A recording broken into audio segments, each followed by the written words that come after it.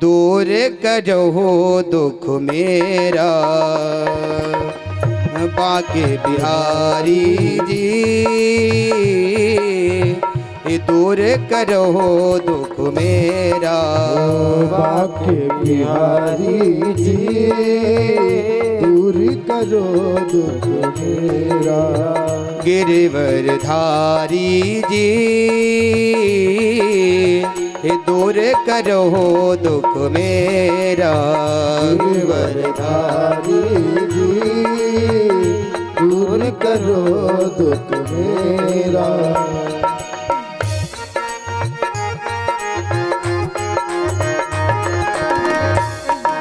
हरि वो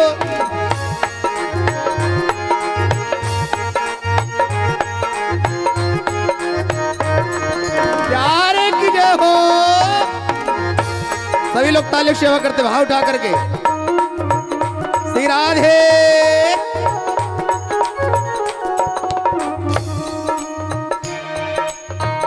सुना है जो तेरे दर पे आए, सुना है जो तेरे दर पे आए, उसके दुखड़े सब मिट जाए, उसके दुखड़े सब मिट जाए।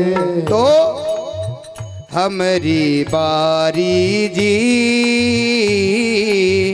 दूर करो दुख मेरा।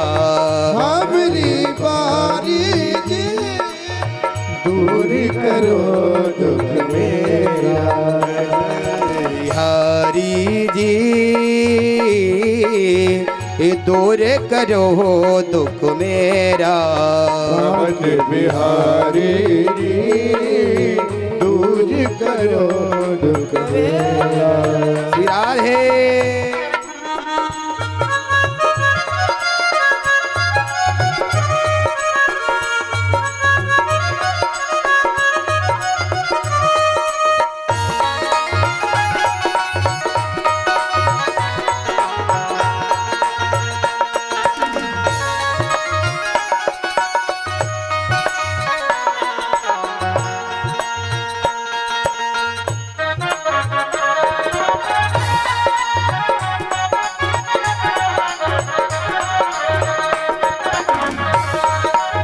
प्यारे की जय हो।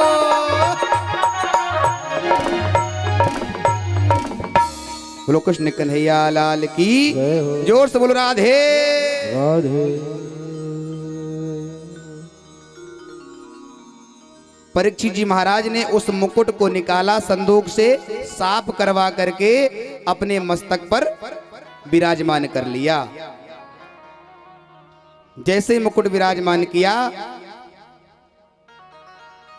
मन में विचार आया कि मैं आज अपने राज्य को देखूं, कैसे कैसे लोग, हमारे यहाँ पर कोई दुखी तो नहीं है, किसी को कोई कष्ट तो नहीं है, क्योंकि चक्रवर्ती सम्राट थे राजा परीक्षित जी महाराज। अपनी सेना को तैयार किया। सेना को तैयार किया। राजा परीक्षित जी दिग्विजय के लिए निकले और एक घने जंगल में पहुंचे तो अपने सैनिकों से बिछड़ गए। आगे जाकर के एक उन्होंने दृश्य देखा, क्या कि एक गाय खड़ी है और एक बछड़ा खड़ा है। उसमें से जो बछड़ा है उसका केवल एक पैर है और एक काला काला पुरुष उस पैर को भी काटना चाहता है। जैसे इस दृश्य को देखा तो पहले तो परीक्षित जी महाराज उसी जगह पर रुक गए, रुके और बछड़े और गाय की बातों को सुन रहे हैं। गाय कहती है, अरे बछड़े, तेरा तो एक ही पैर बचा, तुझे कितना कष्ट है। तो बछड़ा कहता है कि माता, ये कोई हमारे साथ में कष्ट की बात नहीं है, जैसे हमारे कर्म थे शायद हमको उसका फल भुगतना पड़ रहा है जो हमको एक पैर से खड़ा होना पड़ा आज, और ये भी पैर हमारे काटना चाहता है। इन सब बातों को सुन रहे हैं राजा परीक्षित जी, और जैसे ही उस काले काले पुरुष ने राजा परीक्षित जी को देखा तो महाराज हाथ जोड़ करके चरणों में गिर पड़ा और प्रार्थना करने लगा। क्या? न ते गुणाकेश यशोधराणाम ब्रह्मांजलिर्वै भयमस्ति किंचित्। भय से विह्वल होकर के वो काला काला पुरुष राजा परीक्षित के चरणों में गिर पड़ा, और राजा परीक्षित को क्रोध आया कि मेरे राज्य में गाय को कष्ट, ब्राह्मण को कष्ट, संत को कष्ट कभी नहीं हो सकता, और आज हमारे यहाँ पे इतना अत्याचार। बहुत क्रोध आया और तलवार को म्यान से खींचा मारने के लिए। क्या? जब चाहा वीर परीक्षित ने मारो तलवार घुमा करके।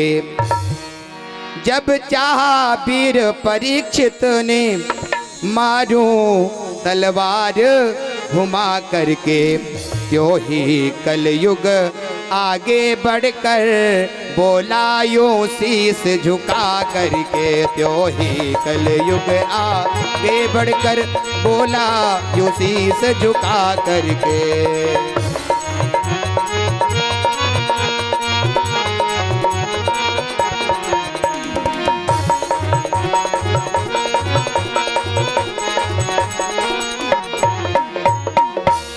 जब चाहा वीर परीक्षित ने मारूं तलवार घुमा करके। जैसे ही तलवार को निकालने के लिए तैयार हुए, वैसे ही काला काला पुरुष आकर के माफी मांगने लगा। महाराज माफ कर दो, मुझसे गलती हो गई। तब वो एक बाबा लोगों का उपदेश याद आ गया कि अगर कोई तुम्हारे चरणों में पापी गलती मांगने लगे आकर के तो उसको भी क्षमा कर देना, उसको क्षमा कर देना। तो क्रोध शांत हुआ और तलवार को म्यान में रखा और उस काले काले पुरुष से पूछा, तू है कौन, पहले तो ये बता। तो काला काला पुरुष कहता है, प्रभु महाराज मेरा नाम कली है। तू कहां से आया है? ऐसे मेरे राज्य में कोई नहीं है, भाग जाओ यहां से, मेरे राज्य में कोई जगह नहीं है। तो कलयुग कहता है कि महाराज मैं जिस जगह पर जाता हूं वहां पर आप तलवार लिए खड़े दिखाई मुझे पड़ते हो, मैं जाऊं तो जाऊं कहां?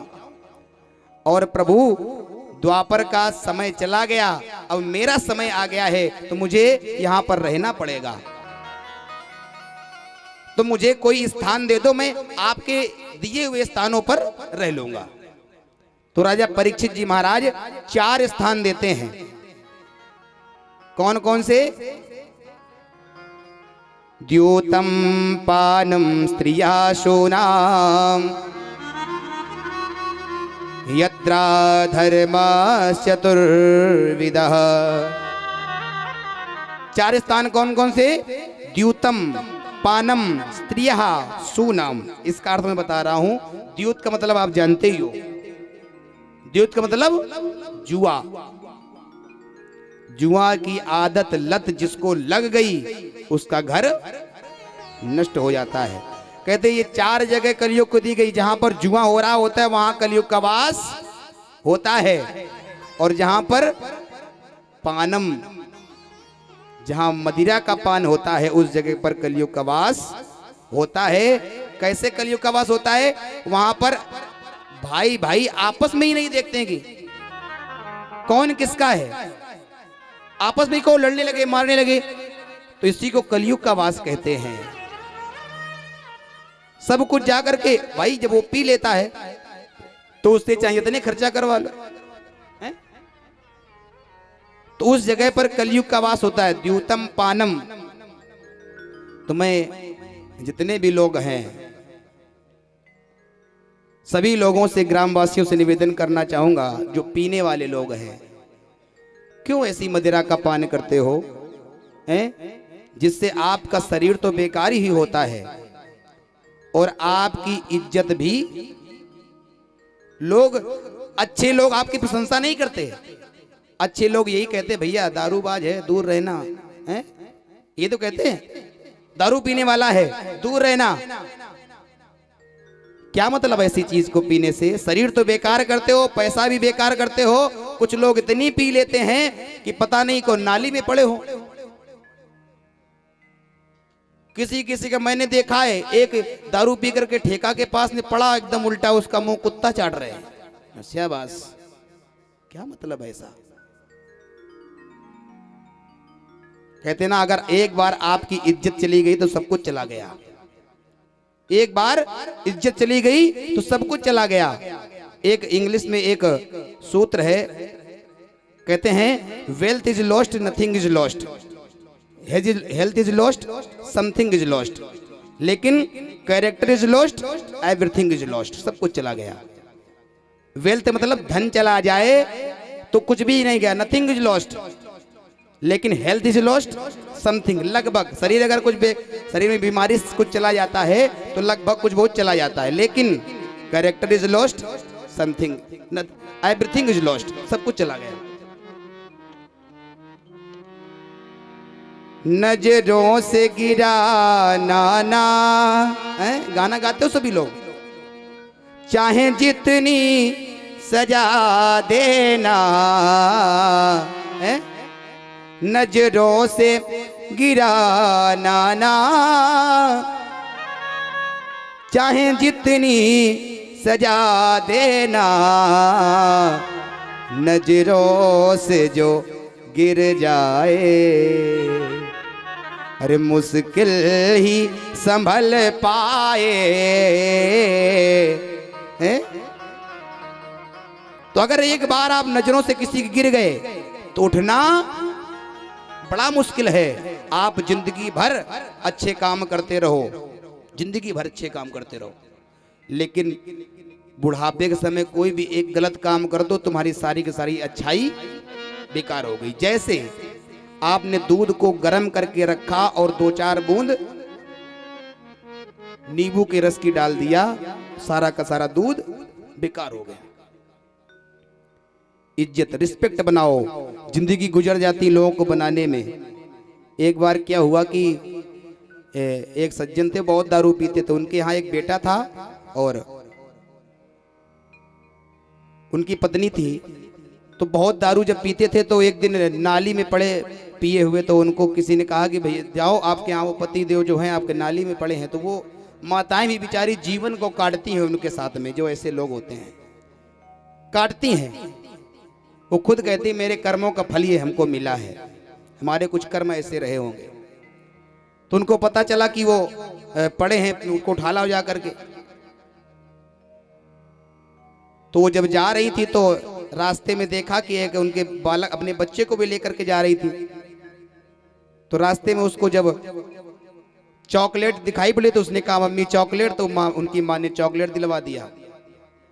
वो खाते खाते जा रहा था, वो उसकी चॉकलेट छूट गई और नाली में गिर गई। और जैसे ही उठाने लगा तो मम्मी कहती बेटा वो नाली वाली चॉकलेट मत उठाओ, दूसरे ले आएंगे, दूसरी ले लेंगे। और आगे जैसे उनके पिताजी नाली में पड़े थे तो मम्मी जब पिताजी को उठाने लगी तो बेटा कहता है मम्मी पापा को इनको ना उठाओ, गंदे हो गए, दूसरे पापा ले आएंगे। हैं? हाँ, तो बच्चे आपको देख करके शिक्षा प्राप्त कर रहे हैं। बड़ी भगवान की कृपा हो कि जो आपके यहाँ पर ऐसा कोई व्यक्ति ना हो। तो ऐसा मैं कहता हूं कि जहां पर मदिरा का पान किया जाता है वहां पर कलयुग का वास होता है। उन पीने वाले लोगों से 2 शब्द कहना चाहूंगा कि जाम पर जाम पीने से क्या फायदा है, जाम पर जाम पीने से क्या फायदा, शाम को पी सुबह को उतर जाएगी, जाम पर जाम पीने से क्या फायदा, शाम को पी सुबह को उतर जाएगी। जाम पर जाम पीने से क्या फायदा, शाम को पी सुबह को उतर जाएगी। तो मुरली वाले से एक बार नजर तो मिला, बंसी वाले से एक बार नजर तो मिला, जिंदगी ही नशे में गुजर जाएगी। मुरली वाले से एक बार नजर तो मिला, जिंदगी ही नशे में गुजर जाएगी। जिंदगी ही नशे में गुजर जाएगी, ओ जिंदगी ही नशे में गुजर जाएगी। जाम पर जाम पीने से क्या फायदा, रोज पीना पड़ता है भैया। शाम को पी सुबह को उतर जाएगी। लेकिन अगर बिहारी जी से एक बार नजर मिला लिया, प्यारे मैं कहता हूं, एक बार वृंदावन जाना और जाने के उपरांत बिहारी जी के सामने खड़े हो जाना, नैनों से नैना केवल आंखें नजरें मिला देना बिहारी जी से, तो आपकी आंखों से आंसू न निकलने लगे तो जाने क्या है। ऐसी शक्ति, ऐसी ऊर्जा आपके अंदर प्रवेश कर जाएगी कि वहीं के दीवाने हो जाओगे, वहीं पर रहने का मन करेगा। बंसी वाले से एक बार नजर तो मिला, जिंदगी ही नशे में गुजर जाएगी। सारी जिंदगी गुजर जाएगी। एक नहीं, मैंने कई संतों को मैंने देखा है ब्रज में, हजारों संत, जिन लोगों ने केवल भगवान का नाम जपना, दर्शन करना केवल एक बार ठान लिया, बस और कुछ नहीं। एक संत जी थे, गोवर्धन की दंडवत परिक्रमा 108 परिक्रमा दंडवत लगा रहे थे। अब समझो 108 बार एक जगह पर उठना लेटना, उठना लेटना, 108 एक बार में, फिर आगे पत्थर बढ़ा करके 108 बार वहां से लेटना उठना, 108 बार, 108 परिक्रमा लगा रहे थे। मैं भी परिक्रमा लगाने गया तो मैंने पूछा, महाराज जी ये क्या कर रहे हैं, कैसे, कितने वर्ष से लगा रहे हो? बोले कई को जो है वर्षों हो गए, यही किया करते हैं। बोले भोजन, के लिए भोजन की तो व्यवस्था यहाँ पर है ही नहीं, चिंता करनी ही नहीं है, कोई ना कोई आकर के दे जाता है। यहाँ पर भंडारे चलते रहते हैं, कोई ना कोई आता है भगवान का सेवक और हमारा मित्र आकर के भगवान व्यवस्था करवाते, हमारा भोजन का हो जाता है बस। और मेरी जिंदगी की केवल एक ही तमन्ना है कि मेरा ये शरीर, ये जो है ना शरीर, ये इसी परिक्रमा में, ब्रज की मिट्टी में, इन गलियों में जब मेरी मृत्यु हो जाए तो मेरी कामना केवल ये है कि इस परिक्रमा में ही घसीट घसीट करके इसी मिट्टी में मेरा शरीर मिला दिया जाए। मेरी कामना ये है, जब तक मेरी सांसें चल रही तब तक मैं ये परिक्रमा लगाता रहूंगा। भगवान एक नए दिन तो मिल ही जाएंगे। यहाँ पर चले हैं, कोई ना कोई एक रज मिट्टी का एक कण हमारे शरीर पर लग जाएगा तो जीवन सफल हो जाएगा। क्यों? क्योंकि उनको एक बार नशा लग चुका है भगवान का। बड़े बड़े अंग्रेज रमण रेती में ऐसे लौट रहे हैं, जिनको पता नहीं, हिंदी तक नहीं बोल पाते, वो लोग रमण रेती में लौट रहे हैं, पता नहीं कोई कण लग जाए है?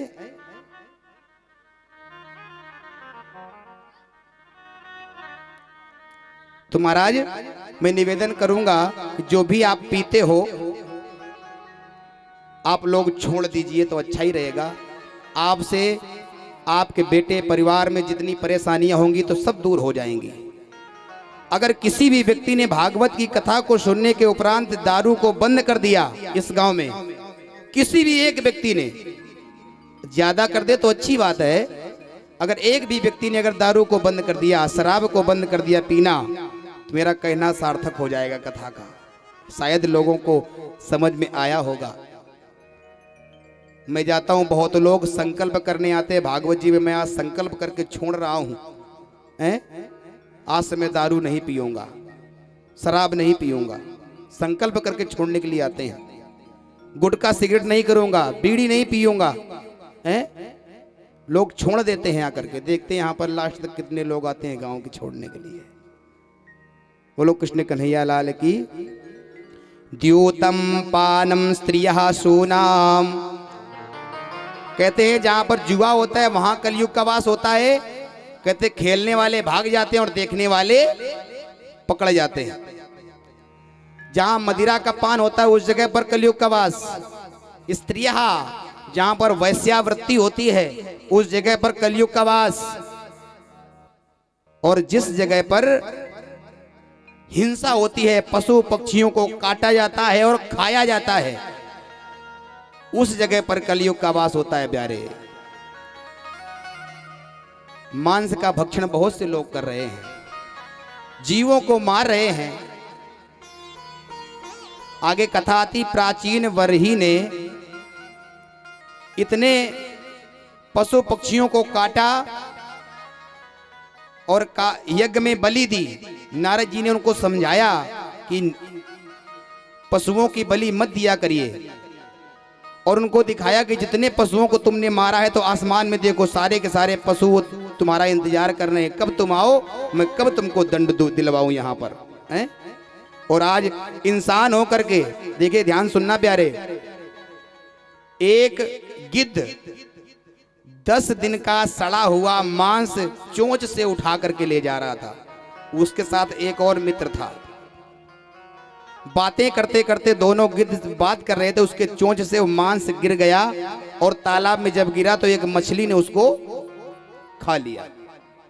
तो दोनों गिद्ध आपस में बात करते, भैया हमने तो सोचा था कि हमसे बुरा इस संसार में कोई है ही नहीं, कोई नहीं है, लेकिन आज हमको पता लगा कि हमसे भी बुरे लोग इस संसार में है, मछली को। तो दूसरा गिद्ध कहता है, भैया अभी रुक जाओ, अभी और देखने को मिलेगा। तब तक एक मछुआरा आया, उसने क्या किया कि मछली को पकड़ा और जाकर के बाजार में रख दिया, और उस बाजार में जाकर के मछली बिक गई। और ये मनुष्य जो भगवान की बनाई हुई एक अनमोल चीज है, जिसका कोई मोल नहीं है, जो सर्वश्रेष्ठ है इस संसार में, जो मनुष्य, वो गया और खरीद करके ले आया और खा गया। तो वो गिद्ध कहते हैं, हम लोग निकृष्ट नहीं हैं, संसार में निकृष्ट तो ये लोग हैं जो लोग इस मांस का 10 दिन सड़े हुए मांस का भक्षण कर रहे हैं। तो क्या मतलब है हमारे लिए? भगवान ने कितनी वनस्पति बनाई है, अनाज बनाए हैं, फल बनाए हैं, फ्रूट बनाए हैं, उनको खाइए। क्या है? लोग कह देते, भैया डॉक्टर ने कहा है कि वो मछली खाओ तो आंखी को रोशनी ज्यादा बढ़ेगी।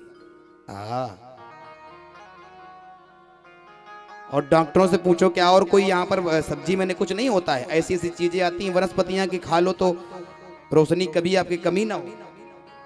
देवताओं के उपचार करो, जब आप सूर्य अर्घ दो, अर्घ करने के उपरांत में जो जल आप छोड़ते हो उसी जल को अपने नेत्र में लगाओ, कभी आपकी रोशनी कम नहीं होगी आंखों की। करो तो, लेकिन जब कोई उल्टा बताता है तो उल्टा चीज बहुत जल्दी समझ में आता है, और सही बात जो होती है उस समझ में नहीं आती। बोलो कृष्ण कन्हैया लाल की। तो 4 जगह पर स्थान दिया, 5वां स्थान राजा